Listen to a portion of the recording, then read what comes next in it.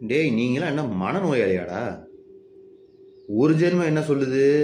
பரந்தூர் விமான நிலையமா இல்லை விவசாயிகள் கண்ணீரானா எங்கள் தலைவர் விவசாயிகள் கண்ணீர் பக்கம் தான் நிப்பார். இன்னொரு ஜென்மம் என்ன சொல்லுது?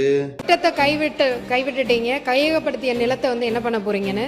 மாற்றுத் தொழில் திட்டங்கள் மக்களை பாதிக்காதவாறு கையகப்படுத்தப்பட்ட நிலங்களில் செயல்படுத்தப்படும். இதுக்கு பருத்தி மூட்டை கோடவுன்லேயே இருந்திருக்கலாமே ராஜா. 90% நிலத்தை கையகப்படுத்தி அதுக்கான விலையையும் மக்களுக்கு கொடுத்தாச்சு, அதுக்கான இழப்பீடையும் மக்களுக்கு கொடுத்து முடிச்சாச்சு. இப்போ அந்த நிலத்தை திருப்பி என்ன பண்ண போறீங்க கேட்டால் நான் தொழிற்சாலை தொடங்க போறேங்கிற. அதுக்கு நீ ஏர்போர்ட்டே கட்டிட்டு போயிடலாமே. விவசாயிகளுக்கு நல்லது நடக்கணும்னா கையகப்படுத்தப்பட்ட நிலத்தை திருப்பி விவசாயிகளுக்கே கொடுக்கணும். அதுதான் அவங்களுக்கு நல்லது பண்ணுறது. நீ அவங்களுக்கு நல்லது பண்ண போகிறது இல்லை. சிபிஐ ஆஃபீஸ்லேருந்து என்கொயரி முடிஞ்சு வெளியே வரும்போது சன்ரூஃப் வழியாக டாட்டா காட்டிக்கிட்டே வெளியே வந்தார் உங்கள் தலைவர்.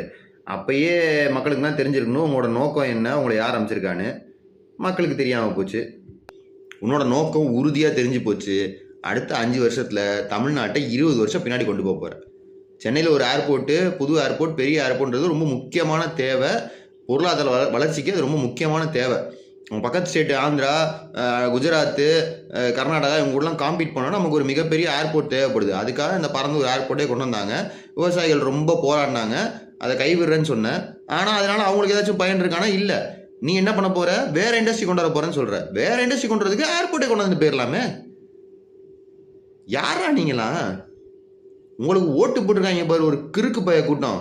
அந்த நாய்ங்களை சாணியில் செருப்பை முக்கி அடிக்கணும்டா.